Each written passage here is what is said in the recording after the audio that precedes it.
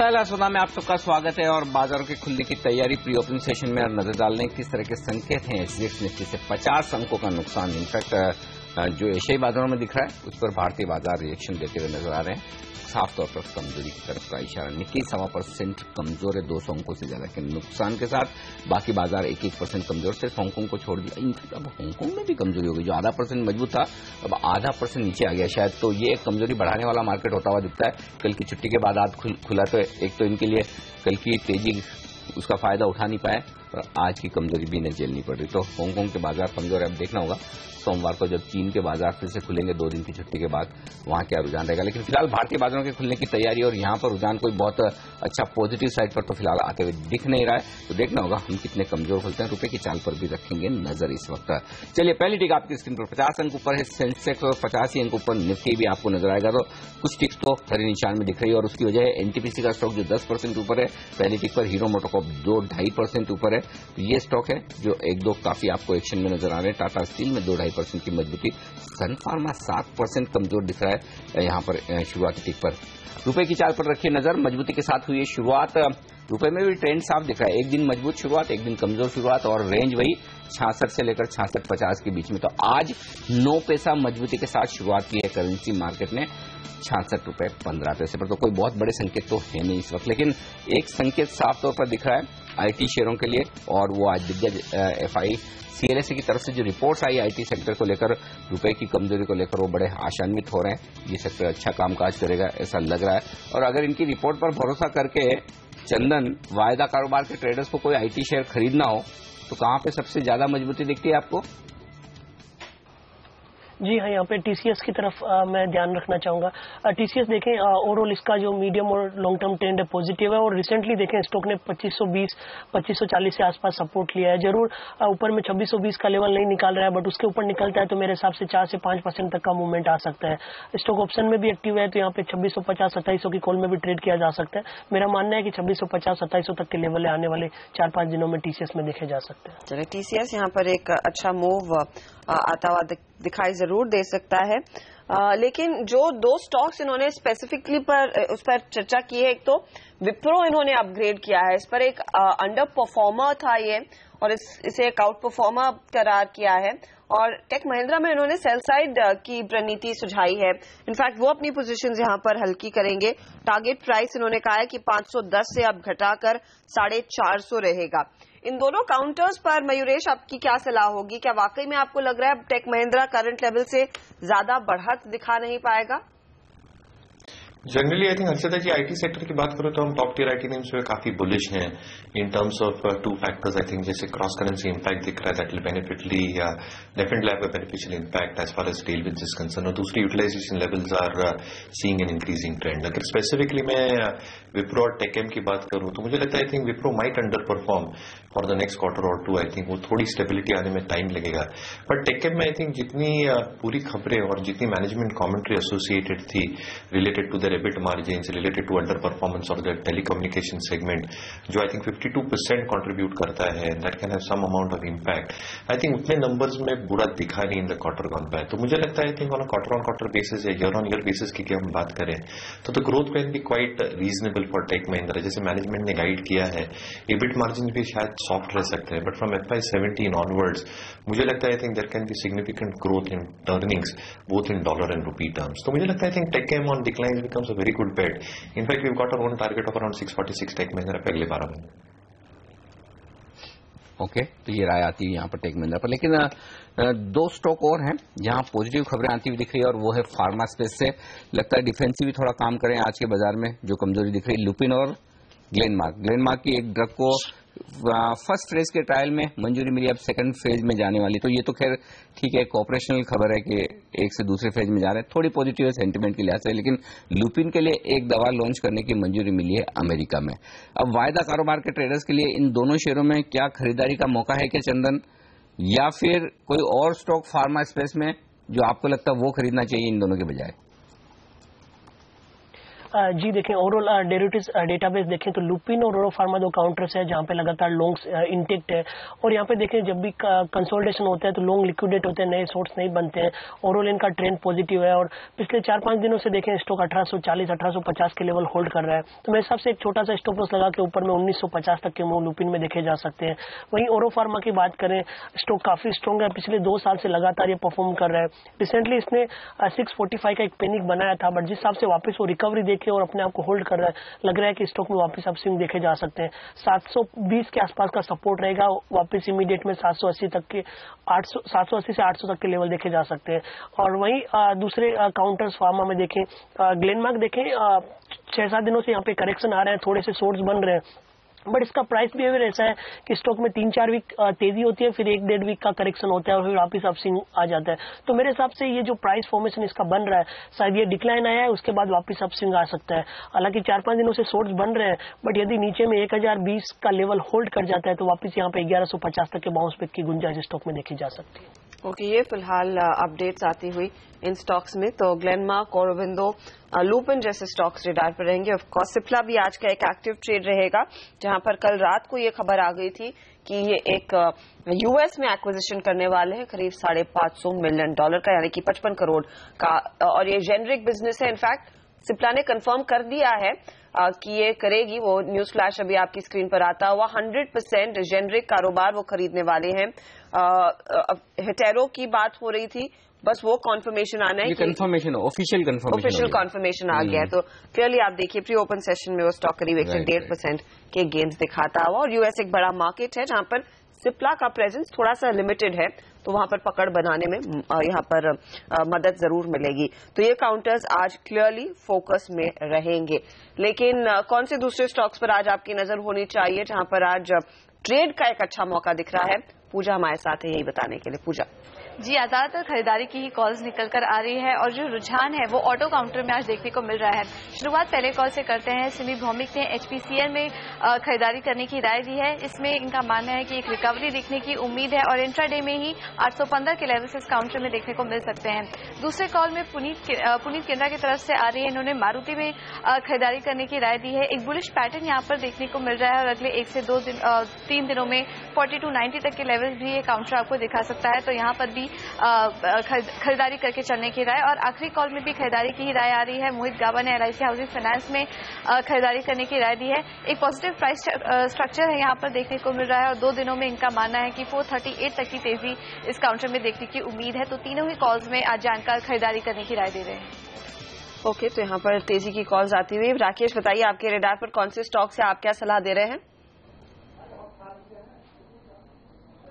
हर्षिता, मेरा पहला कॉल होगा एस्कॉर्ट्स पर। एक बाय कॉल है, काफी बुलिश टेक्निकल स्ट्रक्चर है, एक अच्छा ब्रेकआउट स्टॉक ने लिया हुआ है। ब्रेकआउट के बाद 2-3 दिन से साइडवेज जोन में ट्रेड कर रहा है। नीचे में 161.50 एक अच्छा सपोर्ट है। मेरा ऐसा मानना है 161.50 के स्टॉप लॉस के साथ एस्कॉर्ट्स को बाय करना चाहिए 185 के टारगेट के लिए। और दूसरा बाय कॉल है स्टरलाइट टेक पर। इस पे हम देखें तो एक राउंडिंग बॉटम फॉर्मेशन है ऑन आर्ली चार्ट, जो कि टेक्निकली काफी बुलिश माना जाता है। 76.25 के स्टॉप लॉस के साथ स्टरलाइट टेक को खरीदने की राय है 88 रुपीज के टारगेट के लिए। ओके, लेकिन कुछ और बेहतरीन ट्रेडिंग कॉल्स आपको बता दें। आपके फेवरेट प्रोग्राम स्टॉक 2020 में आज हमारे कैप्टन्स कहां दाव लगाने की सलाह दे रहे हैं?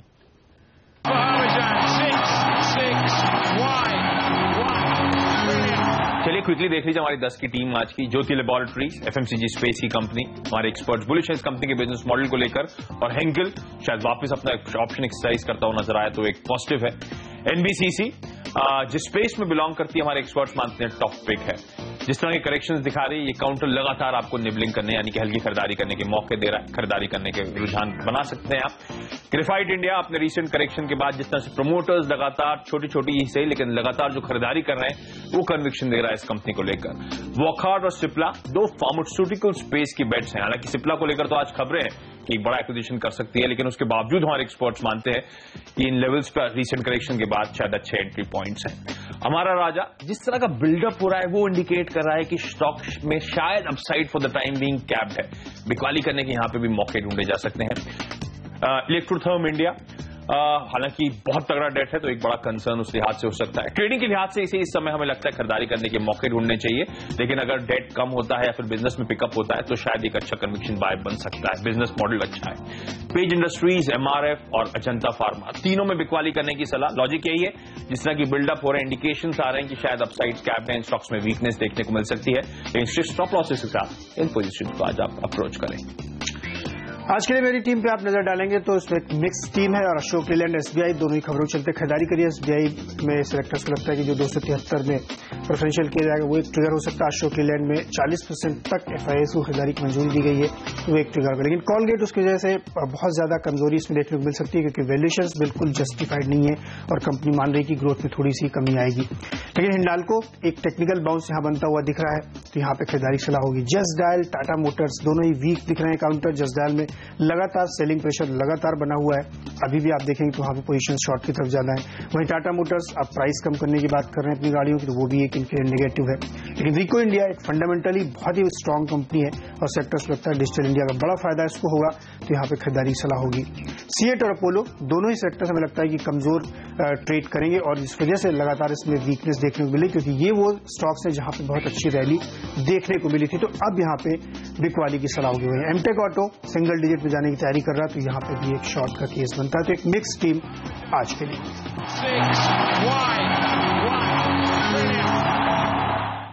तो बाजार खुलने से पले 40 स्टॉक्स हमारे दोनों ही सहयोगी और स्टॉक 2020 के कैप्टन नीरज और आशीष ने आपके सामने रखे हैं और यहीं पर आज वो पूरा एक्शन देखने को मिलेगा। इसी के इर्द गिर्द वो ट्रेड आते हुए दिखाई देंगे। ना दो स्टॉक्स जो हाईलाइट हुए हैं, ज्योति लैब सबसे पहले, मयूरेश उसके पर आए लेना चाहूंगी कि हेंकल जो जर्मन कंपनी है वापसी करना चाह रही है इंडियन मार्केट में और 26% स्टेक खरीदेगी। कितना फायदा आएगा इस स्टॉक में उस 26% स्टेक के बाद? ऑफ कोर्स वो किस लेवल पर होगा, क्या वैल्यूएशंस होंगे, उसका इंतजार है, लेकिन क्या एक्शन और तेज होगा? प्री ओपन सेशन में 7% ऊपर है काउंटर।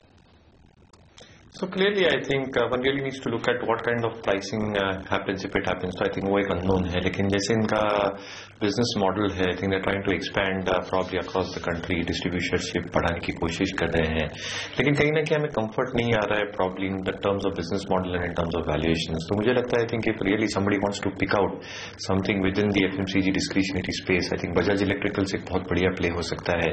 Turnaround story है, ENP segment has performed exceedingly well. हमारे खुद के अनुमान के हिसाब से EBIT प्रॉफिट्स आने चाहिए FY17 में from EBIT losses of 84 odd crores posted in FY15 consolidated basis पे। आई थिंक जो बॉटम लाइन में एक लॉस रिपोर्ट किया था कंपनी ने FY15 में, they should report significant amount of profits with contribution coming from all three segments, ENP, consumer discretionary और LED। तो मुझे लगता है आई थिंक वैल्यूएशन के हिसाब से Bajaj electrical is a much better play.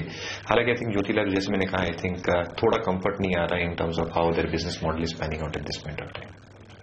तो ये यहाँ पर क्लियरली एक्शन में स्टॉक रहेगा 7% ऊपर। सिप्ला आपके लिए एक बार फिर हाजिर करते हैं। अनिल, इनफैक्ट कल शाम को ही CNBC TV 18 ने खबर ब्रेक की और उसके बाद देखिए वो फाइनली डील आती हुई। व्हाट्स इंटरेस्टिंग इज कि US में तो इनको एंट्री मिलेगी ही, काफी इंटरेस्टिंग एरियाज HIV, हाइपरटेंशन जो बड़े मार्केट्स हैं सिप्ला या फिर किसी भी फार्मा कंपनी के लिए ऑल कैश डील हो रही है। बड़ी डील है एक्चुअली और 3,500 करोड़ रुपए के आसपास का निवेश मुझे लगता है कैश डिप्लॉय करने के लिहाज से सिप्ला के लिए और जो मार्केट की स्ट्रेटेजी है US मार्केट की, बड़ा मार्केट, बड़ा रेगुलेटेड मार्केट। और सबसे बढ़िया बात हर्षदा सिप्ला के लिए अभी तक ये है कि चूंकि उनकी एंट्री नहीं है, बहुत ज्यादा नहीं है और US FD का कहीं किसी तरह का कोई वो एक रेड अलर्ट नहीं है, तो इस लिहाज से मुझे लगता है कि सिप्ला के लिए आज स्टॉक के लिहाज से ये एक बड़ा एक्शन वाला दिन हो सकता है और मार्केट इसे बहुत पॉजिटिवली ले सकता है। अब एक ही इसमें जो डिस्क्लेमर या फिर अलर्ट वाली बात जो हो सकती है वो ये कि अब 3,500 करोड़ का एक्विजिशन ऑल कैश डील बड़ा है, पॉजिटिव है, कैश डिप्लॉयमेंट करना अच्छा है, लेकिन अब इसके वैल्यूएशन कितने अच्छे हैं, कितने सही, कितने कम ज्यादा है वो हमें पता नहीं, लेकिन अदरवाइज उस वैल्यूएशन के पार्ट को एक बार अलग हटाकर देखें तो ये एक बहुत ही बेहतरीन एक्विजिशन माना जा सकता है सिप्ला के लिए। तो देखते हैं स्टॉक उस पर फिर क्या इस तरह का रिएक्शन देता है। ऐसा ही रिएक्शन एक ONGC में भी आता दिख रहा है, जो रोजनेफ्ट के एक वैंकोर फील्ड में उन्होंने 15% हिस्सेदारी खरीदी है, 1.5% के आसपास का गेन ONGC में दिख रहा है इस वक्त शुरुआती कारोबार में प्री ओपनिंग सेशन में। ये बताएं राकेश, क्या ONGC के चार्ट्स पर क्या और तेजी के संकेत बन रहे हैं क्या? नहीं अनिल जी, अगर ओएनजीसी के चार्ट्स देखें तो चार्ट्स पॉजिटिव नहीं है। स्टॉक ने 244 के बैरियर को तोड़ा है और चार्ट्स क्लियरली नेगेटिव हैं। चार्ट्स के नजरिए से स्टॉक में किसी तरह की बॉटम फिशिंग नहीं करनी चाहिए, बट जिस तरीके से ज्योति लैब्स में न्यूज आई है, टेक्निकली वहां एक कंफर्ट बनता है और कंफर्ट अनिल जी ज्योति लैब्स में उस एक्सटेंट का है कि मार्केट में अगर गिरावट भी आती है तो ज्योति लैब एक अपमूव दिखा सकता है। ओके, तो ये ज्योति लैब ज्यादा बेहतर है स्टॉक आपके लिए ट्रेडिंग के लिए। ऐसे चलिए 40 सेकंड बचे हैं बाजारों के खुलने में और एक बार फटाफट आपको अपडेट दे। तो इंटरेस्टिंग बात तो सबसे यही है कि जितना एसजीएक्स निफ्टी 50 अंक कमजोर दिख रहा है वैसा कोई कमजोरी का माहौल हमारे यहाँ तो है नहीं। तो अब बड़ी बात है कि हम बेहतर तो खुल पाएंगे, टिक पाएंगे यानी, क्योंकि सेंसेक्स को देखिए 8 पॉइंट ऊपर है, वहीं निफ्टी 20 पॉइंट नीचे है।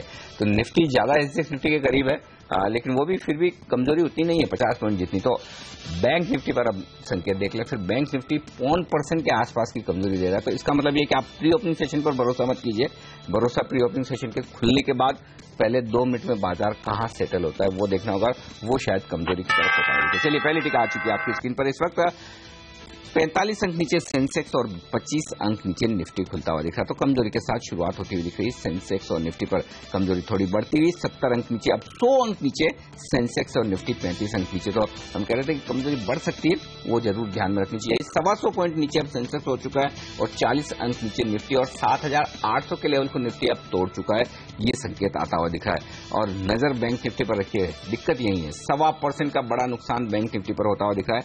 आधा % से ज्यादा कमजोर हो चुके हैं सेंसेक्स और निफ्टी। 125 अंक नीचे सेंसेक्स, 50 अंक नीचे निफ्टी। और कमजोरी कहां से आ रही है वो देखिए, M&M 2.5% नीचे टॉप लूजर, पावर ग्रिड 2% नीचे। बैंक्स पर देखिए जो दबाव है, axis, bank of Baroda, Kotak Mahindra bank, PNB 4 बड़े लूजर।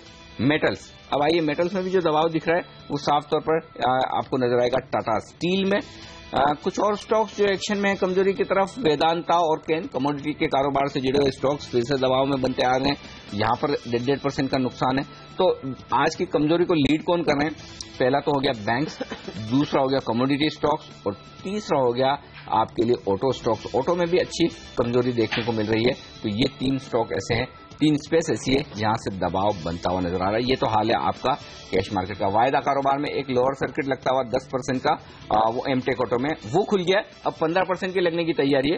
वायदा कारोबार में बता दूं आपको कि पहला सर्किट 10% का होता है और कुछ सेकंड्स बाद इस सर्किट को खोला जाता है अगले 5% के लिए। जैसे ही 15% स्टॉक मूव कर देता है, फिर थोड़ी देर बाद 5% का एडिशनल सर्किट खोला जाता है। तो पहला एडिशनल सर्किट एमटेक ऑटो के लिए खुल चुका है, अब 15% का भी हो चुका है दूसरा सर्किट। अब थोड़ी देर में ये भी शायद खुलता हुआ दिखे। फिलहाल आपको ये 2 सर्किट लगता है। एमटेक ऑटो में लगातार कमजोरी। इंडिया बुल्स रियल एस्टेट 3% नीचे, जेपी एसोसिएट 3% नीचे, मदरसन सुमी 2.5% नीचे।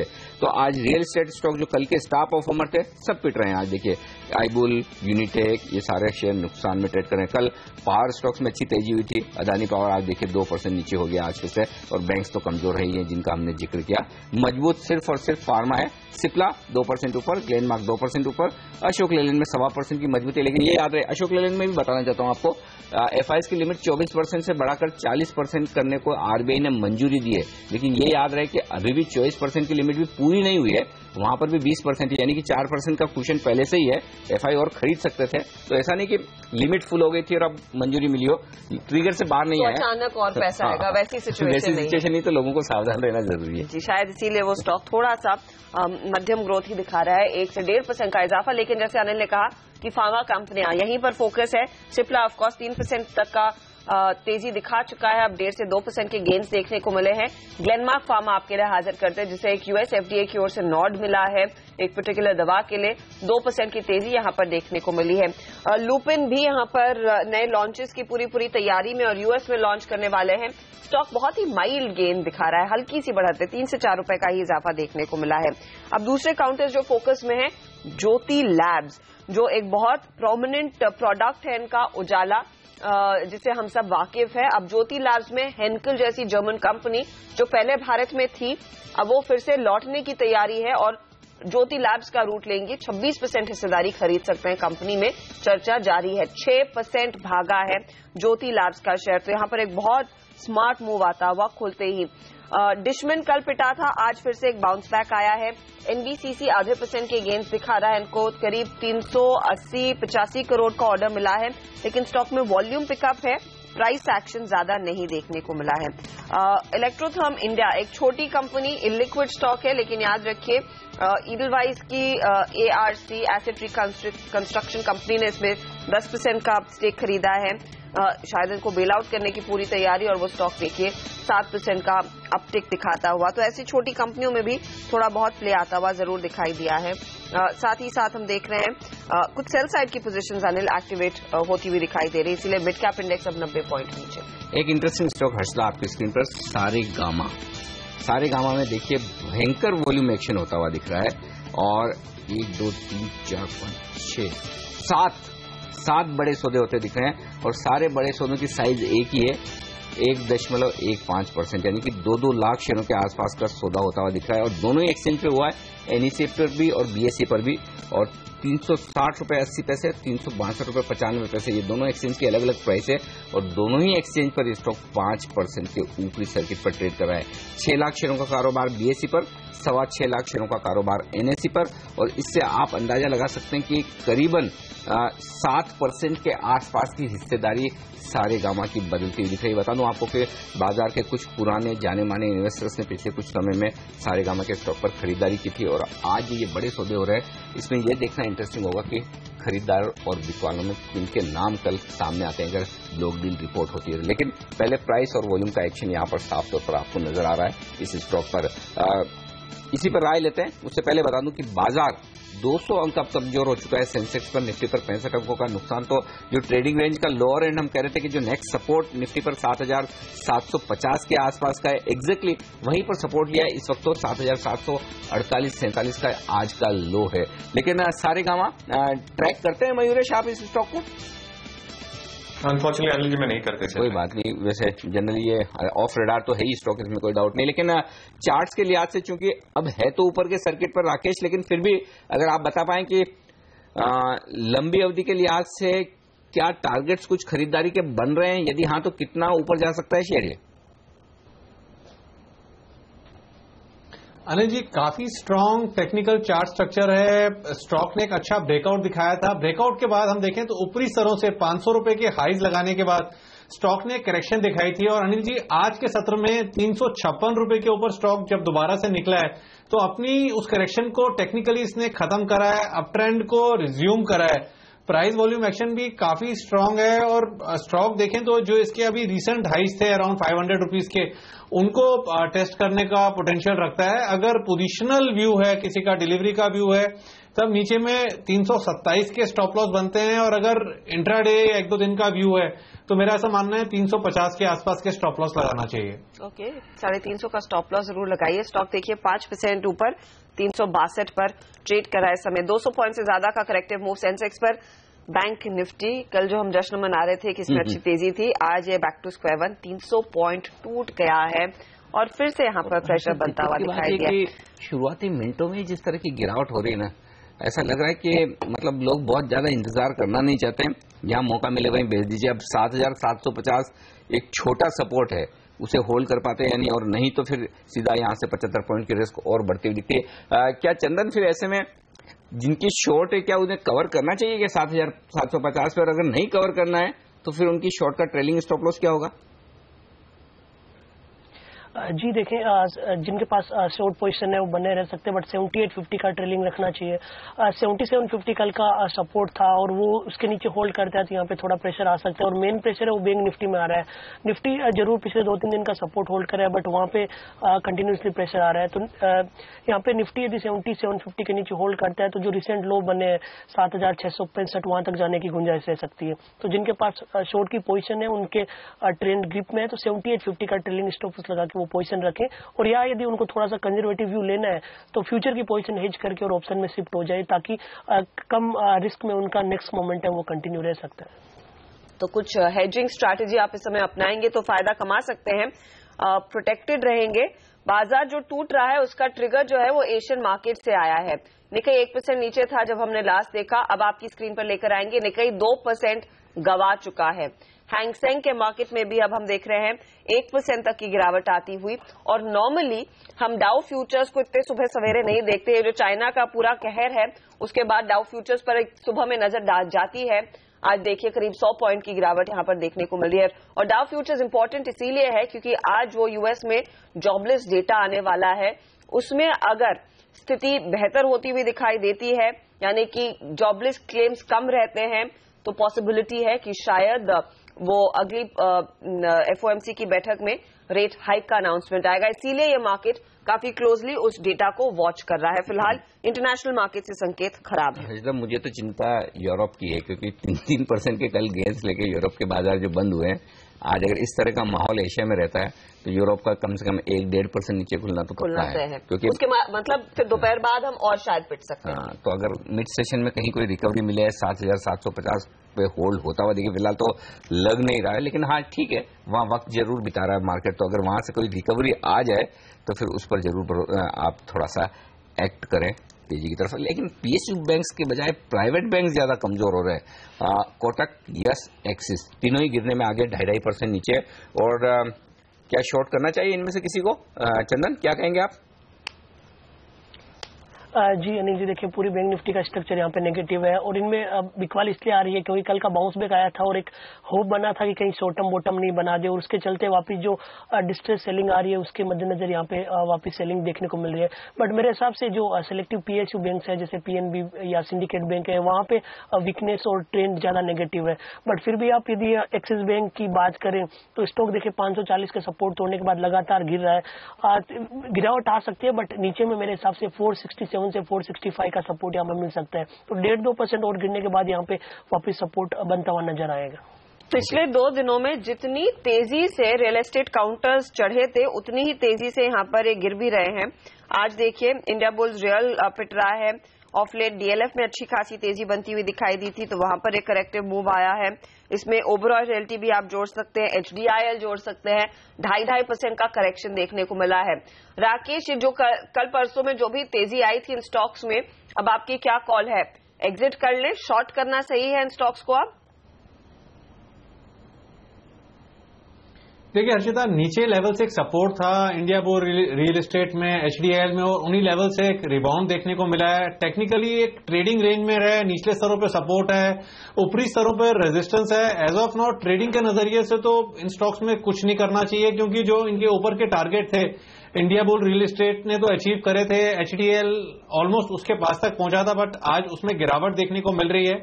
अगर हर्षिता ट्रेडिंग का ही नजरिया, शॉर्ट टर्म नजरिया है, तो ज्योति लैब्स में प्राइस वॉल्यूम वाइज एक ब्रेकआउट देखने को मिल रहा है। मेरा ऐसा मानना है वहां पे फोकस करना चाहिए। आज है ना राकेश पूरी तरह से लग गए ज्योति लैब के पीछे। लगता है कि आज राकेश तेजी करवा के छोड़ेंगे ऐसा लग रहा है। थोड़ा बाजार सपोर्ट नहीं कर रहा आपको, बाजार सपोर्ट करे तो मेरे ख्याल से आप ज्योति लैब को नई ऊंचाइयों पर ले जाने की तैयारी कर रहे हैं। उम्मीद करें कि थोड़ा एक्शन बढ़ेगा, लेकिन 5.5% की मजबूती भी कम नहीं है आज के बाजार को देखते हुए, इसमें कोई डाउट नहीं है। तो अच्छी मजबूती के साथ बाजार इस वक्त, ये स्टॉक इस वक्त ट्रेड करता हुआ दिखा है। खबर भी बेहद पॉजिटिव है। हेंकेल अगर स्टेक बढ़ाता है इस प्राइस पर, जो 500-600 रुपए के आसपास की बात कही जा रही, तो एक बड़ा डेवलपमेंट जरूर है। ये राय राकेश की इस वक्त आती हुई दिख रही है। तो क्लियरली वहां पर हम देख रहे हैं एक्शन काफी ज्यादा बढ़ता हुआ दिखाई दिया। कुछ और काउंटर्स पर अनिल नजर डालनी चाहिए जहां से हमने देखा है वो क्लियर कट क्रैक्स देखने को मिले। रिलायंस कैपिटल काफी पिट रहा है आज, 3% का एक करेक्टिव मूव। और एडीएजी काउंटर्स वैसे हमेशा रेडार पर नहीं होते हैं, लेकिन ये देखिए आज काफी अग्रेसिव बिकवाली आई है। यहाँ पर क्या हो रहा है राकेश, और कितना पिट सकता है स्टॉक आगे?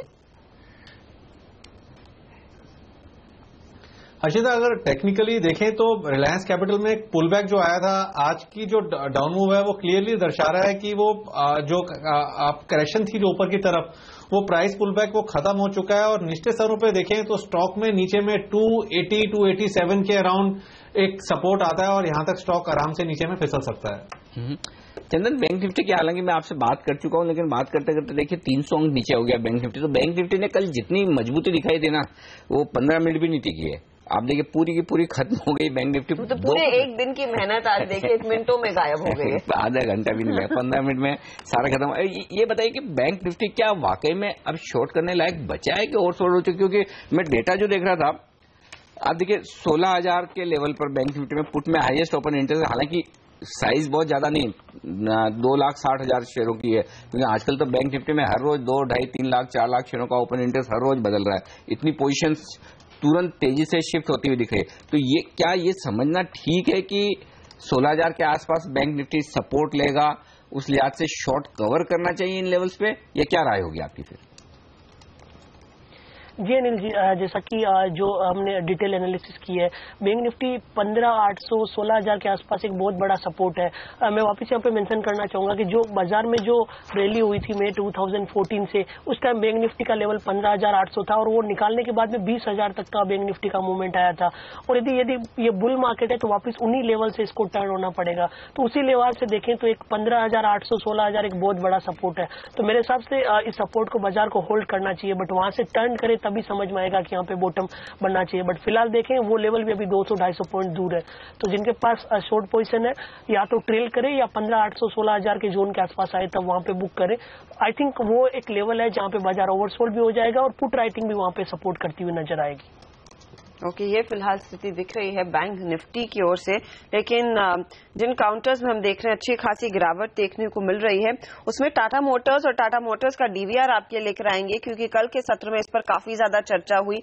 मयूरेश, कई लोगों ने कहा है कि टाटा मोटर्स के डीवीआर में एक अच्छी अपॉर्चुनिटी है, but the fact is Tata Motors का जो चाइना एक्सपोजर है वहां पर प्रेशर है। JLR is the only way company ने अच्छी सेल्स बढ़ा रखी है और चाइना इनके लिए एक बड़ा मार्केट है। तो क्या डीवीआर लेना भी मतलब है? आप देखिए किस तरह से टूटा है आज। So clearly, I think Harshita ji, DVR का performance will be more or less dependent on how Tata Motors की parent company perform करती है। और जहां तक हमारे estimate से we actually cut down our EPS estimates assuming FY16 is going to be bad, लेकिन markets ने I think largely factor in कर लिया है कि Chinese slowdown is going to have an impact both in terms of volumes and price realizations. Ex China अगर हम JLR volumes और price realizations देखें तो they have been quite stable. तो markets are factoring in कि JLR की जो EBITDA margins आएंगे because of the China factor will be slow and muted. लेकिन जैसे इनकी एक मॉड्यूलर स्ट्रेटेजी ये लोग जो ला रहे हैं, plus I think the kind of plants that they are putting in, जो इसकी चाइनीज जेवी है चेरी प्लांट जो इंजन सोर्सिंग करेगी, वहां पे इंपोर्ट कॉस्ट सेविंग होगी, जैसे नए मॉडल्स आएंगे over the next few months, I think that will have some positive impact. तो मैं ये नहीं कह रहा हूं कि I think Tata Motors will be an outperform over the next 12 months, पर एक लंबा नजरिया है तो आई थिंक वैल्यूएशंस काफी अट्रैक्टिव हो गए हैं and JLR volume should steadily pick up over the next few quarters. मुझे लगता है I think x China volumes have held up, domestic business has done reasonably well, MHCV हो, PV हो, और वहां पे आई थिंक एक सपोर्ट मिल सकता है। Yes, China factor is a factor which will play truant on the balance sheet of Tata Motors, but I think valuations काफी कंपेलिंग हो गए ये पॉइंट पे। इसलिए I think my take is that Tata Motors पे इस लेवल्स पे, because the valuations around 8.5-9 times FY17 earnings attractive है। सो इंक्रीमेंटली आई थिंक 10-15% अगर आप टाटा मोटर्स में डालना चाहते हैं तो I think this is a level that you can start putting in. हालांकि quarter numbers will be a little bit disappointing at least for Q2 Q3। चलिए, कैविएट है कि कुछ परफॉर्मेंस थोड़ा सा और नर्म हो सकता है सेल्स के लिहाज से, लेकिन इससे बढ़िया भाव आपको शायद ही मिले।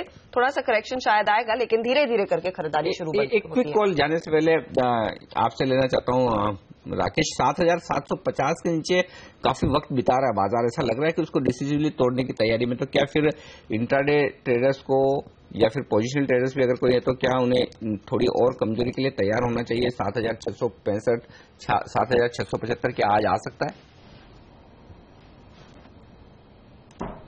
बिल्कुल अनिल जी, आ सकता है। इनफैक्ट मैं कहना चाहूंगा, आप तो शो की शुरुआत में 7800 की बात कर रहे थे और आपको सुन के किसी ने अगर शॉर्ट करा हो तो 25 पॉइंट नीचे एक शॉर्टिंग अपॉर्चुनिटी थी। एंड अनिल जी, नीचे में देखें तो जैसे अभी चंदन ने बड़ा राइटली पॉइंट आउट किया था, इसको टेक्निकली सपोर्ट कहना काफी गलत होगा। निफ्टी में 7750 को मार्केट रिस्पेक्ट दे रहा था 7750 के लेवल्स को, और अब वो लग रहा है कि वो डिसाइसिवली टूट रहा है और नीचे में 7700 तक तो लगता है कि निफ्टी फिसल सकता है। जिस तरीके से निफ्टी ने पहले 7750 के लेवल्स को तोड़ा डिसाइसिवली, फिर एक पुल बैक लिया और दोबारा से अब नीचे काफी वक्त बिता रहा है और नीचे में 7700 के लेवल्स देखने को मिल सकते हैं। तो चलिए भाई, सावधान रहिए, थोड़ा सा स्टॉप लॉस लगाकर जरूर रखें अपनी पोजीशन पर, खासतौर से अगर आप तेजी की तरफ है और अगर आपने मंदी कर रखी है तो फिर 7800 के ऊपर निकल कर टिके बाजार तो ही फिर से तेजी के मूड में, तो ही आप अपने वो पोजीशन के बारे में सोचें, अदरवाइज आप सेफ हैं।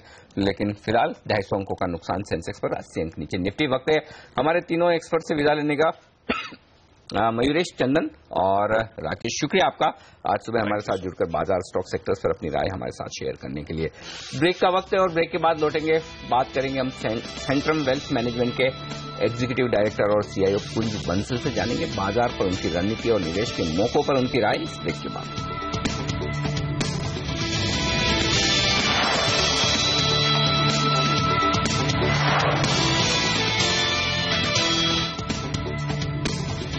और लेवल्स आपकी स्क्रीन पर जो है थोड़े डराने वाले, 7700 पर पहुंचता हुआ निफ्टी 125 अंकों का नुकसान, 400 अंकों के आसपास की कमजोरी हो चुकी है सेंसेक्स में। और इस लेवल की अहमियत यह भी है कि परसों आप देखिए 2 सितंबर को 7700 के आसपास का हमने लो बनाया था, एग्जैक्टली यही लेवल 7699 का लो बनाया था और उसके बाद हमने एक रिकवरी देखी 150 पॉइंट के ऊपर, 7845-50 का हाई हमने कल लगाया।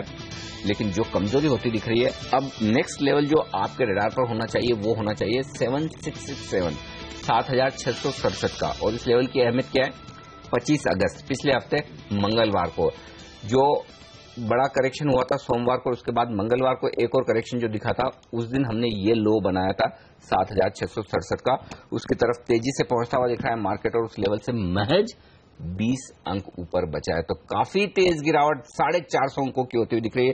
तो एफआईज की बिकवाली का प्रेशर बरकरार है, जो हम सुबह से बात कर रहे थे कि देखिए बिकवाली हो रही है, होती रहेगी, हर उछाल में बेच रहे हैं एफआईज, तो वो प्रेशर साफ तौर पर दिख रहा है। उम्मीद करें कि कम से कम पिछले मंगलवार के लोज हमने तोड़े हफ्ते के आखिरी दिन, लेकिन डर तो बाजार में साफ तौर पर दिख रहा है। चलिए आगे बढ़ते हैं और शामिल करते हैं बाजार में एक और हमारे जाने माने एक्सपर्ट को।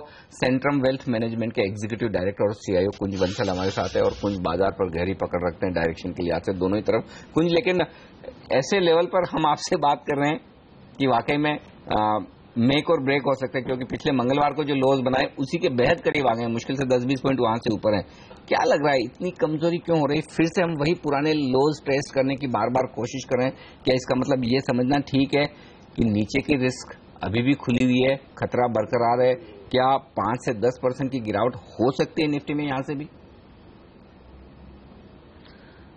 इसके पहले कि मैं आपके प्रश्न का सीधा जवाब दूं, मैं एक दो बातें कहना चाहूंगा। दैट पिछले कुछ महीनों के मार्केट अगर हम 15 महीना मोटा मोटी पकड़ें तो क्या हुआ था कि दैट इक्विटी में रिस्क है वो एक चीज भुला दी गई थी, और दूसरा कि इक्विटी मार्केट में रिटर्न आने के लिए टाइम लग सकता है वो भी भुला दिया गया था। एक सिचुएशन बीच में ये आ गई थी कि आपके पास 2-3 महीने के लिए भी सरप्लस पैसा है या 2-3 महीने के लिए हॉराइजन है, तो आप पैसा डालो और 2-3 महीने में इक्विटी मार्केट में रिटर्न बन रहा था।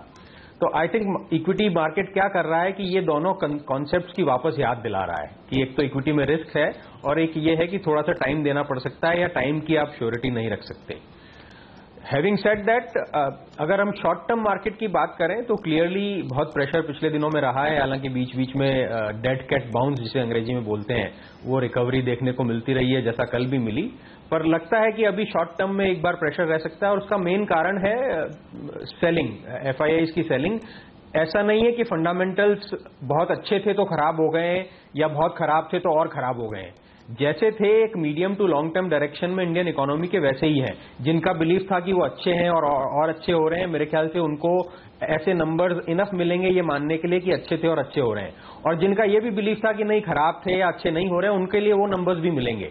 अभी इंडियन इकोनॉमी एक मैक्रो इकोनॉमिक नंबर्स पे हम देखें तो काफी डाइकोटॉमी नंबर्स दिखा रही है, बहुत अच्छे नंबर्स भी कुछ आ रहे हैं और कुछ एक्सपोर्ट इंपोर्ट वगैरह के हम नंबर्स देखें तो वीक भी आ रहे हैं। तो इसलिए मुझे ये नहीं लगता है कि हम इकोनॉमी से इस मार्केट मूवमेंट को लिंक कर सकते हैं। इसको हम लिंक खाली ग्लोबल फैक्टर्स से और एफआईआई की बिकवाली से कर सकते हैं। और जैसा कि एक सिंपल फंडा डिमांड और सप्लाई का जाना जाता रहा है कि जब भी डिमांड ज्यादा रहेगी तो इमीडिएट शॉर्ट टर्म में भाव बढ़ते हैं और अगर सप्लाई ज्यादा रहेगी तो इमीडिएट शॉर्ट टर्म में भाव गिरते हैं। तो मुझे लगता है यहां हम दूसरी सिचुएशन पे हैं और उसके चलते 10% का तो नहीं, 10% का तो बहुत बड़ा हो गया, और 10% अगर हम इंडेक्स की बात करें तो इसका मतलब होगा 20-25% स्टॉक्स के भाव गिर जाते हैं। तो मुझे नहीं लगता उतनी सिचुएशन खराब है, पर हाँ 3-4% के आसपास की मंदी, यहां से अगर बिकवाली का प्रेशर चालू रहता है, ग्लोबल वॉलेटिलिटी चालू रहती है, तो आ सकता है। क्योंकि आपने कहा कि एक तो रियलिटी चेक मिला है लोगों को जो काफी तेजी देख चुके थे पिछले कुछ महीनों में, दूसरी तरफ आप कह रहे हैं कि ग्लोबल फैक्टर्स का इम्पैक्ट पड़ेगा। कुंज, क्या लोग हिम्मत करेंगे फ्रेंड लोज पर? अज्यूमिंग 7650 तक बाजार आए या फिर वर्स्ट केस सिनेरियो में 7500 तक के लेवल्स देखने को मिले, क्या आपको लग रहा है लोगों में अब हिम्मत है इन लेवल्स पर फिर पैसे लगाने की? मुझे पता नहीं लोगों में हिम्मत है कि नहीं, पर मैं ये खाली बोल सकता हूं कि हिम्मत करनी चाहिए, और हिम्मत करनी चाहिए उसको मैं थोड़ा सा क्वालिफाई कर दूं कि बाजार में दोनों तरह के इन्वेस्टर्स होते हैं, या इन्वेस्टर्स, एक इन्वेस्टर्स होते हैं जो medium to long term investing करते हैं, और एक ट्रेडर्स होते हैं जो शॉर्ट टर्म ट्रेडिंग करते हैं। तो शॉर्ट टर्म ट्रेडिंग वाले जब भी बाजार में आते हैं तो उनको रिस्क पता होती है, और अगर उनको नहीं पता होती है तो होनी चाहिए। जो लोग सुन के, समझ के, देख के, इंडेक्स मूवमेंट देख के पिछले 15 महीने में आ गए कि नहीं ये तो बहुत एक चाबी है शॉर्ट टर्म में पैसा बनाने की, और जिन्होंने ये ध्यान में नहीं रखा कि इसमें रिस्क है, उनको ये रियलिटी चेक हुआ है और नहीं हुआ है तो हो जाएगा। तो उनके लिए मुझे लगता है कि अभी भी थोड़ा सा मार्केट डिफिकल्ट है कि किस तरफ का मार्केट खेलें, शॉर्ट साइड में ट्रेडिंग करें, बाजार में स्टॉक्स में शॉर्ट जाएं, या लॉन्ग साइड में ट्रेडिंग करें। उनके लिए ये कॉल लेना बहुत मुश्किल है, तो उनको हिम्मत करना थोड़ा सा मुश्किल पड़ेगा। अगर उनको हिम्मत करना है तो जो रिस्क एक पैरामीटर वो रखते हैं उससे ज्यादा रिस्क पैरामीटर अपने अंदर, माइंडसेट के अंदर मान के हिम्मत करनी पड़ेगी। पर medium to long term investors जो असेट एलोकेशन से चलते हैं, या जो सिस्टमेटिक इन्वेस्टमेंट प्लान से चलते हैं, या जो अपने सरप्लस पोर्टफोलियो का थोड़ा थोड़ा हमेशा डिफरेंट असेट क्लासेस में और जिसमें इक्विटी एक है उसमें करते रहते हैं, मुझे नहीं लगता उनको कुछ कंसर्न होने की जरूरत है। उनको अपना असेट एलोकेशन चालू रखना चाहिए। इफ एट ऑल ऐसे करेक्शन में, जैसा मैंने कहा कि हिम्मत करेंगे कि नहीं उसका मुझे पता नहीं, पर हिम्मत करनी चाहिए और थोड़ा सा एलोकेशन एक्स्ट्रा बढ़ा देना चाहिए। ओके, तो ये राय आती हुई, लेकिन इस बीच आप देखिए बाजार बेहद कमजोर होते दिख रहे हैं। 500 अंकों से ज्यादा का नुकसान सेंसेक्स में इस वक्त आपको देखने को मिलेगा। 150 अंक नीचे निफ्टी आ चुका है। नए लोज बनाए हैं। पिछले मंगलवार को जो हमने लो बनाए थे उसको भी तोड़ा है हमने। 7667 के जो लो थे उसके मुकाबले में 7654 का नया लो बनाया। हालांकि इस वक्त उन लेवल के आसपास है हम। 2% का बड़ा कट यहाँ पर आ चुका है। बैंक निफ्टी को देखिए 3% का बड़ा कट बैंक निफ्टी में आ चुका है। तो बेहद कमजोर कारोबार इस वक्त होता हुआ दिख रहा है बाजार में। तो गिरावट का रुझान काफी तेज हो चुका है और डीप कट आते हुए दिख रहे हैं। तो पिछले हफ्ते और इस हफ्ते दोनों हफ्ते लोज बने हैं नए। रिकवरी कम होती दिख रही है, पुराने लोज टेस्ट होते हुए दिख रहे हैं। ये बाजार का आपको इंडिकेशन मिल रहा है कि किस तरह की कमजोरी बाजार में यहां पर साफ तौर पर नजर आ रही है। कुंज, लेकिन ऐसे में जो ग्लोबल फैक्टर्स है वो अभी भी सपोर्ट करते नहीं दिख रहे हैं। तो क्या आपको लगता है कि जो लोग फंसे हुए हैं, अगर उनकी लॉन्ग पोजीशंस हैं और उछाल आए तो फिर क्या उनको बिकवाली करना है, ये ठीक रहेगा, या फिर होल्ड करके रहें, इंतजार करें, और अगर थोड़ा कमजोर होता है तो घबराए नहीं? कैसे देख रहे हैं आप? तो मुझे लगता है कि जिनकी ट्रेडिंग पोजीशंस हैं, जो लॉन्ग साइड पे फंसे हुए हैं, मुझे लगता है उन्हें रिकवरी पे थोड़ा सा हल्का करके या एक बार बाहर आके रुकना चाहिए और मार्केट को स्टेबल होने का इंतजार करना चाहिए। तो उनके लिए क्लियरली जो जैसा मैंने पहले भी कहा, जो शॉर्ट टर्म ट्रेडर्स हैं और या ट्रेडिंग करते हैं और अगर लॉन्ग साइड पे हैं, तो उनको किसी भी रिकवरी में थोड़ी पोजीशन कम करनी चाहिए और वेट करना चाहिए। जो medium to long term investor हैं वो न तो चिंता करते हैं, न उनको कोई करने की जरूरत है। पर आपके प्रश्न का जवाब देते हुए, यस, जो शॉर्ट टर्म ट्रेडर्स हैं उनको थोड़ा सा एवरी रिकवरी पे पोजीशन कम करनी चाहिए। वेरी क्विकली कौन, जिस समय, क्योंकि आप कह रहे हैं कि शायद लेवल्स अच्छे हैं, अट्रैक्टिव हैं, 2 स्टॉक्स जो आपको लगता है मिस नहीं करने चाहिए, चाहे अब ले या फिर 7500 के आसपास ले? जी हाँ, तो जैसा अगर हम ऑब्वियसली कह रहे हैं कि मार्केट में करेक्शन आ गया है, अगर हम पीक से देखें तो 9100 वाला निफ्टी 7700 पे आ गया है, तो 10-12% का करेक्शन है, और 10-12% करेक्शन में स्टॉक्स 20-25% करेक्ट हो जाते हैं। तो अच्छी अपॉर्चुनिटीज आ गई हैं। और इसके पहले कि मैं स्टॉक पे आऊं, मैं फिर से बता दूं कि ये medium to long term investors के लिए अच्छे इन्वेस्टमेंट रहेंगे। अगर शॉर्ट टर्म में पैसा बन गया तो बहुत अच्छा है, कोई बेच के और प्रॉफिट कमा सकता है, बट नहीं बना तो medium to long term investment के हिसाब से मिड कैप्स में से मैं शुरू करूं तो एक शेयर है रत्नामणि मेटल्स एंड ट्यूब्स, जो करीब पीक में 800 रुपए तक चला गया था, अभी 600 रुपए के आसपास है, 580-590। बहुत अच्छी कंपनी है। मेटल्स खाली उसके नाम में है, कंपनी मेटल्स स्पेस में नहीं है। तो जैसा हमने देखा है कि मेटल्स कमोडिटीज अभी अच्छा नहीं कर रही है, तो उस वजह से डरने की जरूरत नहीं है। कंपनी का बिजनेस पाइप्स एंड ट्यूब्स का है और बहुत अच्छी कंपनी है, करीब 18% का मार्जिन बनाती है, टॉप लाइन ग्रोथ 20-25% से ग्रो होता है, डेट नहीं है कंपनी में, नेट कैश कंपनी है, रिटर्न ऑन इक्विटी भी 18 से 20% का है और अभी 800 से 600 रुपए पे गिर के करीब 13-14 टाइम फॉरवर्ड पी अर्निंग पे मिल रहा है, जो मेरे हिसाब से बहुत अच्छा अट्रैक्टिव लेवल है। अच्छा ऑर्डर बुक है आने वाले टाइम में भी कंपनी की ग्रोथ होने के लिए, तो मुझे लगता है medium to long term investors को ये शेयर देखना चाहिए। मिड कैप में ही रहते हुए जो दूसरा शेयर है, और थोड़ा सा अगर हम स्पेस चेंज करें फ्रॉम पाइप्स एंड ट्यूब्स, तो एक फाइनेंस शेयर्स है एनबीएफसीज में, बल्कि भी बहुत स्पेसिफिकली माइक्रो फाइनेंस में जो एक ही लिस्टेड कंपनी है एसकेएस माइक्रो फाइनेंस। ये शेयर भी पीक में करीब 600 रुपए 590 के हाई तक चला गया था और अभी 450 440 वगैरह पे आ गया है। बहुत अच्छा बिजनेस है कंपनी का, जो 6-7 साल पहले बहुत प्रॉब्लम हुई थी, हम सभी को पता है, इंडस्ट्री में भी और इस कंपनी में भी, उसको पूरा का पूरा पार करके कंपनी एक वापस नए अवतार में फिर से अच्छे फॉर्म में आ चुकी है और अब इस बिजनेस इतना अच्छा ग्रो कर रहा है कि करीब 40% का आने वाले 2-3 साल में इसका टॉप लाइन और प्रॉफिटेबिलिटी ग्रोथ एक्सपेक्टेड है। रिटर्न ऑन असेट जो एक पैरामीटर होता है फाइनेंशियल कंपनीज को मेजर करने का, करीब 4.5-5% है और ये 4.5-5% जो मैं बोल रहा हूं, तो मैं कॉन्टेक्स्ट के लिए बता दूं कि बैंक्स में ये रेशो 1 से 2% रहता है और दूसरी एनबीएफसीज में 3 से 4% रहता है और ये रेशो इस कंपनी के लिए 4.5-5% है और अभी करेक्शन के बाद प्राइस टू बुक करीब 3.5 टाइम मिल रहा है। तो मुझे लगता है ये एक और शेयर है जो medium to long term investors के लिए अच्छा इन्वेस्टमेंट है। ओके, तो ये राय आती हुई इन सारे स्टॉक्स पर इस वक्त जहां मौके निवेश के आपके लिए है एसकेएस माइक्रो, रत्न मनी मेटल जैसे शेयरों में कुंज की राय यहाँ पर आती हुई दिख रही है। कुंज, बहुत बहुत शुक्रिया आपका हमारे लिए वक्त निकालने के लिए और बाजार स्टॉक सेक्टर्स पर अपनी राय हमारे साथ शेयर करने के लिए। 450 अंक नीचे सेंसेक्स निफ्टी पर नुकसान 140 अंकों का, 7,700 के नीचे होती ट्रेडिंग। बैंक निफ्टी को देखिए 3% का बड़ा कट। ब्रेक का वक्त और ब्रेक के बाद बात करेंगे बाजार की एक और बड़ी वॉइस पे। जी हां, एचडीएफसी सिक्योरिटीज के डायरेक्टर अभय आयमा हमारे साथ जुड़ेंगे, उनसे समझेंगे कि चीन का संकट कितना बड़ा है, कितना और असर हमारे ऊपर होगा और इस बाजार में ट्रेडर और इन्वेस्टर दोनों को क्या करना चाहिए, बताएंगे आपको इस ब्रेक के बाद।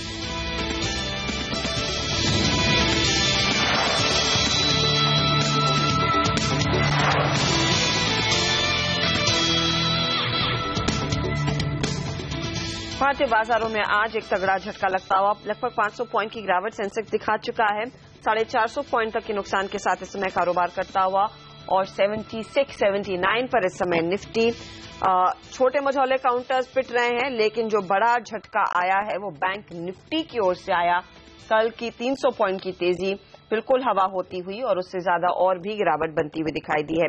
3% नीचे इस समय बैंक निफ्टी देखा जा रहा है।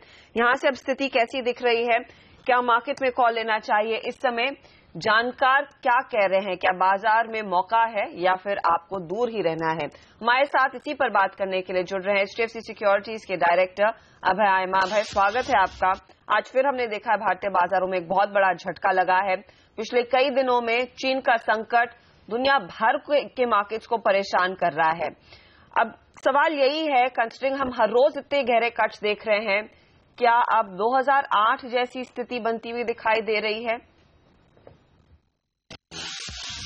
देखिए, चीन एक कंट्रीब्यूटिंग जो ओवरऑल ग्रोथ को कंट्रीब्यूट कर रहा है, ये सही है कि एक very important part of the wheel है।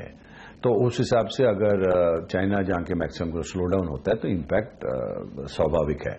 तो शॉर्ट टर्म इम्पैक्ट तो अब इंडिया इंक्लूडेड पूरे दुनिया पे, क्योंकि कंज्यूमर इतना बड़ा है वो ऑब्वियसली रहेगा। बट स्लाइडली अगर इसको लॉन्ग टर्म इम्पैक्ट देखेंगे और इंडिया के नजरिए से देखेंगे तो slow down in China means slow down in the commodity prices. So while to some extent our exports, because the demand comes on world wide, will get impacted. But जो since we are a very large importing country, our import bill is way higher than what our exports are. तो in a longer term perspective specifically for India उस नजरिए से देखें तो it is beneficial for India, because commodity prices world wide being down is not good for the world, it's not for, अच्छा नहीं है जो कमोडिटी कंट्रीज बना रहे हैं, लेकिन जो इंपोर्ट कर रहे हैं हमारे जैसे उनके लिए काफी अच्छा होगा, वो ऑयल हो या बाकी सब कमोडिटीज हो। तो एक तो वो एक अच्छा पॉजिटिव इम्पैक्ट आएगा। दूसरा, इन terms of asset allocation specially towards emerging markets और ये जो डेवलपिंग मार्केट्स हैं चाइना और इंडिया, उसमें हमेशा कंपटीशन रहता था इन एलोकेशन, हालांकि चाइना का शेयर काफी ज्यादा था। बट मेरे को लगता है ये होने के बाद एक क्वेश्चन मार्क आ जाएगा इन टर्म्स ऑफ जो था ट्रांसपेरेंसी, जीडीपी नंबर एक्चुअली क्या है, उसमें जो एक इंडिया का नेगेटिव माना जाता था बिकॉज ऑफ द डेमोक्रेसी और चाइना का पॉजिटिव माना जाता था, मेरे को लगता है वो रिवर्स हो जाएगा। और आगे जाके लोग, जो इन्वेस्टिंग कम्युनिटी है, वो 2 बार सोचेगी कि भाई कितना मेरे को एलोकेशन करना चाहिए। और मेरा ऐसा मानना है कि इसका इन terms of allocation of funds the net beneficiary will be India.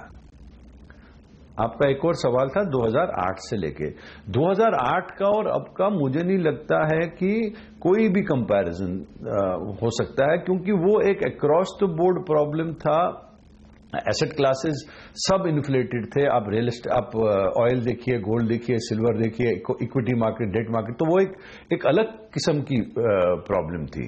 वो एक यूफोरिया था, वो एक inflated assets across the board थे। तो उसका इससे अभी कोई, ये तो एक कंट्री स्पेसिफिक प्रॉब्लम है और ना ही कोई फाइनेंशियल इंस्टीट्यूशंस में ऐसा लगता है कि एक मेजर डिफॉल्ट होने वाला है, या जैसे कि उस टाइम हुआ था, या वर्ल्ड जो फाइनेंशियल इंस्टीट्यूशंस हैं उनमें समस्या है। लेकिन अभय सर, सबसे बड़ा सवाल ये कि यहां से क्या बाजार में कुछ और नीचे जाने की बड़ी रिस्क भी है, क्योंकि लोगों को डर तो लग ही रहा है, या फिर ये लेवल्स अट्रैक्टिव है जहां पर पैसा लगा लेना चाहिए? मेरे हिसाब से तो लाइक आई सेड, अनलेस, देखिए ये इंडिया प्रॉब्लम नहीं था। इंडिया का प्रॉब्लम था, इंडिया ओवरहीटेड हो गया था, इंडिया में एक्सपेक्टेशन ज्यादा थी, पॉलिसी जितना होना चाहिए था नहीं हो रहा था। जो लोगों ने समझा था कि भाई ओवरनाइट मोदी गवर्नमेंट ऐसा ऐसा करने वाली है, तो उस हिसाब से जो वो आप 30,000 का इंडेक्स देख रहे थे, तो लेकिन वो करेक्शन जो था मेरे हिसाब से काफी हद तक आ गया था, और टाइम भी कम से कम 1 साल हो गया, तो उतने में कंपनी का प्रॉफिट भी बढ़ता है। तो valuation wise I think the correction had taken place. जो फिर उसके बाद जो ये फॉल हुआ है which is related to international events, स्वाभाविक है क्योंकि अंतर्राष्ट्रीय स्तर पे इतना टर्मोइल हुआ था, लेकिन वो फंडामेंटली इंडिया को इम्पैक्ट क्योंकि मेरे हिसाब से नहीं कर रहा है। इनफैक्ट मैं तो कहता हूं कि बेनिफिट करेगा। If that analysis is correct, तो फिर यहां से downside this should be used as a buying opportunity. It's like जो थोड़ा ओवर वैल्यूएशन था वो करेक्शन हो गई, और market is not where it was a year back. 1 साल पास हो गया, प्रॉफिट्स बढ़ गए, valuations become more attractive. Yes, it downside looks like I said, unless कोई अंतर्राष्ट्रीय स्तर पे नया कुछ ऐसा सामने फैक्ट आता है, क्योंकि उसको आप नहीं, उसके अगेंस्ट आप नहीं लड़ सकते। अगर we are not now totally independent of that, if it happens, if the fund manager is impacted internationally, world is impacted, तो ऐसा नहीं बोल सकते कि हमें कुछ नहीं होने वाला है, हमें उसका। बट आज के दिन में मेरे को लगता है जो इन्फॉर्मेशन अवेलेबल है उस हिसाब से नया कुछ डेवलपमेंट नहीं आना चाहिए नेगेटिव। आप बेसिकली कह रहे हैं कि नई बुरी खबरें नहीं आनी चाहिए, ये उम्मीद तो जरूर है। लेकिन इस बीच आप बाजार पर एक बार नजर डाल लीजिए। बैंक निफ्टी अब 500 पॉइंट नीचे 3% की गिरावट दिखा रहा है। मिड कैप इंडेक्स जो परफॉर्मर्स रहे हैं पिछले कई महीनों से, यहां पर भी आप देखिए ये औंधे मुंह गिर रहे हैं। 300 पॉइंट का करेक्शन आ चुका है, और सेंसेक्स भी अब 500 पॉइंट की गिरावट। तो डेज लो की तरफ फिर से बाजार फिसलते हुए 7654 का निफ्टी ने लो बनाया है, 7667 पर ट्रेड्स हैं। अब कई सारे जानकार कह रहे हैं कि निवेशकों को स्टॉक्स खरीदने पर फोकस करना चाहिए, स्टॉक स्पॉट कीजिए, आइडेंटिफाई करना शुरू करें, पैसा कहां पर लगाएं। क्या वाकई में आप ये हिदायत दे रहे हैं कि भारतीय निवेशकों को अब खरीदारी करना शुरू करनी चाहिए? आपकी इस समय क्या राय रहेगी? होमवर्क करें, लिस्ट बनाएं, या फिर सीधा पैसा लगाना शुरू करें? वही जो मैं कह रहा हूं कि it was overvalued, it was stressed, और उसके बाद 1 साल बीत गया, valuation is under control. I would say fortunately the current has become so it's an opportunity where you should look at, because if I was to take as far as India is concerned 1 year or 2 year view, my view has not changed in spite of what the current turmoil. At best, at worst, what had happened was थोड़ा over valuation हो गई थी, थोड़ी expectations काफी ज्यादा हो गई थी सरकार से, तो वो तो टेम्पर डाउन हो गई हैं, और वो करेक्शन आ गया है. तो having that and rest of the economy, let me tell you, is functioning pretty decently. Not maybe जितना हम एक्सपेक्ट कर रहे थे कि भाई ओवरनाइट ये जादू हो जाएगा, बट वो एक हद तक टेम्पर डाउन हो गया है. But the economy is on a very nice recovery path. तो I am not worried about that. So if I was an investor, my advice would be that yeah please use this opportunity to खरीदने के लिए इसको इस्तेमाल करें. शुक्रिया आपका अपना भाई हमारे साथ वक्त निकालकर बाजार पर राय देने के लिए. लेकिन इस बीच बाजार में जबरदस्त कमजोरी का माहौल. पिछले हफ्ते के लोज फिर से टेस्ट होते हुए दिख रहे हैं. 7,700 के नीचे निफ्टी और बैंक निफ्टी 16,000 के अहम लेवल के आसपास. पहला सौदा मैच के लिए इतना ही. आगे नजरें रहेंगी कमोडिटी मार्केट की हालत कैसी रहती है. आप बने रहिएगा CNBC आवाज के साथ. नमस्कार.